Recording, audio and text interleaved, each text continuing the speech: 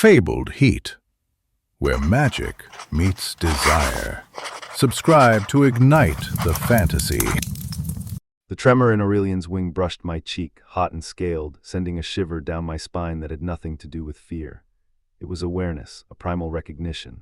Arachne had built my life on control, on the precise tension of silken threads, the intricate patterns of my webs reflecting the order I craved in a world steeped in wild magic. But a dragon was chaos incarnate, a force of nature barely contained within a magnificent, terrifying form.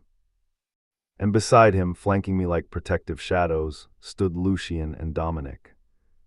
Lucian with his shadowed eyes that seemed to absorb all light, always assessing, always calculating. The way his fingers flexed, even now, subtly testing the limits of restraint, sent a familiar pulse of anticipation through me. He was a master of control, a predator disguised as a nobleman. Dominic, on the other hand, was all surface allure. His smile promised both exquisite pleasure and devastating pain, a dangerous duality that had haunted my dreams for months. The scent of sandalwood and something darker, something untamed, clung to him. Such a delicate creature to bind a beast like me, Aurelian's voice resonated, a low thrum that vibrated through my core, settling deep within my bones. It wasn't a question but a statement, laced with amusement and a hint of challenge. The air crackled with his power, making the fine hairs on my arms stand on end. He lowered his massive head, obsidian eyes studying me with an intensity that felt like a physical touch. I could see flecks of gold within the black, like embers glowing in a forge. I reached out, not to restrain him, that would be futile, insulting even, but to feel the heat radiating from his scales. They weren't smooth, as I'd imagined, but textured, like overlapping plates of volcanic glass. A spark jumped between us the moment my fingertips made contact, a jolt of pure energy that stole my breath and ignited a different kind of hunger within me. A hunger for the raw, untamed power of the dragon, for the feeling of being utterly consumed. And inextricably linked to that desire, the controlled dominance of the men who stood guard, their presence a comforting, yet unsettling, weight on either side of me. Lucian's grip tightened on my waist, pulling me closer, his hand warm and possessive against my silk gown. I could feel the hard line of his muscles through the fabric. "He's testing you, little weaver," he murmured, his voice a low rumble that only I could hear. "Don't offer him weakness. Dragons smell fear and they exploit it." His words were a warning, but the possessive way he held me felt like a claim. Dominic's voice was a silken rasp in my ear, a counterpoint to Lucian's steel. "Aurelian enjoys a challenge. He wants to see how far you'll push back." He traced the line of my jaw with a single, tantalizing finger. "Show him you're not afraid." The touch was light, almost innocent, but it sent a wave of heat through my veins. My breath hitched. Weakness wasn't an option, not with them, not with Aurelian. I had spent years cultivating a reputation for strength, for cunning. I was Arachne, the weaver, known throughout the kingdom for my intricate webs of influence and my unwavering control.